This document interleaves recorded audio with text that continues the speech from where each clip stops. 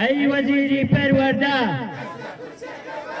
خۆپیشاندانی مامۆستایانی شاری سلێمانی و قەزاکانی دەوروبەری ماوەی هەفتەیەکە لە بەرامبەر پێنەدانی موچەکانیان بەردەوامە و بڕیاریشیان داوە تا موچەی 3 مانگی فەرمانبەران پێکەوە نەدرێت مانگرتنەکەیان نەشکێنن.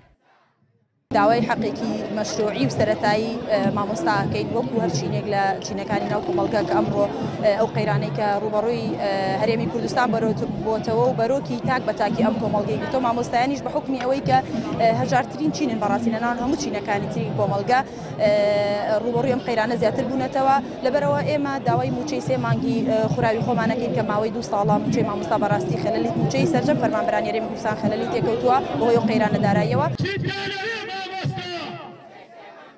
ماوەی 3 مانگە حکوومەتی هەرێمی کوردستان موچەی فەرمانبەرانی نەداوە و خەریکە دەبێتە 4 مانگ. ئەمەش دوای ئەوە هات کە مانگی 6 ئەم ساڵ حکوومەتی هەرێمی کوردستان بڕیاریدا بەسەر بەخۆینەوە هەناردە بکات و بەڵەنی دابوو قەرەبووی موچەی فەرمانبەران بکاتەوە. بەڵام هێشتا پارەی نەوتی فرۆشراوی 2 مانگی ڕابردوو نەگەیشتۆتە وەزارەتی دارایی حکوومەتی هەرێمی کوردستان و ئەمەش فەرمانبەرانی تووڕە و نیگەران کردووە. سەرەڕای ئەوەی حکوومەتی عێراقی لە ماوەی 22 مانگی ڕابردوودا بە تەنها 3 جار بودجەی هەرێمی کوردستانی ناردووە. داوا لە مامۆستایان و فەرمانبەران ئەەکەم کە بایکۆتەکانیان نشکێنن و درێژە بە خۆپیشاندان و ناڕزایەکانیان بدەن. وەلێرۆ پەیامێکم هەیە بۆ وەزیری پەروەردە کە پێی ئەڵێم خۆپیشاندانەکان ئێمە زۆر خۆڕسکە هیچ دەستێکی لە پشتەوە نییە و ڕۆژ بە ڕۆژ لە فراوانبوونا بێت سەرجەم ناوچەکانی هەرێمی کوردستان ئەگرێتەوە.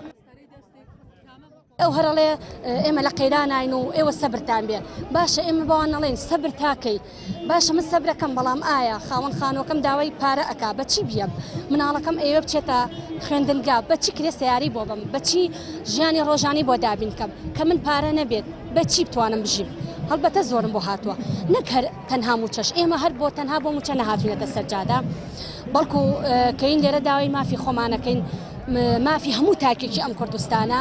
مانگرتووان بە دروشمەکانیان چەندین هوتافیان بەرز کردەوە کە تێیدا ئاماژیان دەکرد بە گەندەڵی و نائەدالەتی و ناشەفافی لە دام و دەستگا حکوومیەکان و دەوڵەمەندبوونی بەرپرسان بەو هۆیەوە. مامۆستایەک لە دوای 7 ساڵ لە هەڵەبجە دوێنێ خۆی خنکان لە پێناوی موچەیە لە کاتێکا کە بەرپرسەکان لەو پەڕی تێر و تەسەلیا لە خۆشترین ژیانە ئاژین. شوورەیی نییە مامۆسایەک تەمەنی بگاتە 7 ساڵ خۆی بخنکێنێ بۆ موچەی 500,000 دینار بەڕاستی من لێرەوە لە باتی حکومەت تەریقە بمەوە. تا ئێستا بەرپرسانی هەرێمی کوردستان هیچ بەڵێنێکیان نەداوە بە مامۆستایان بۆ پێدانی موچەی 3 مانگی ڕابردوویان. چاودێران پێیان وایە پێ ناچێت هەروە بە ئاسانی کێشەکە کۆتایی پێبێت و هەروەها ڕوونیش نییە کە جوڵەی شەقامیش دەوەسێت یان بەردەوام دەبێت. ژیار محەممەد دەنگی ئەمریکا سلێمانی. حکوومەتی قەیراناوی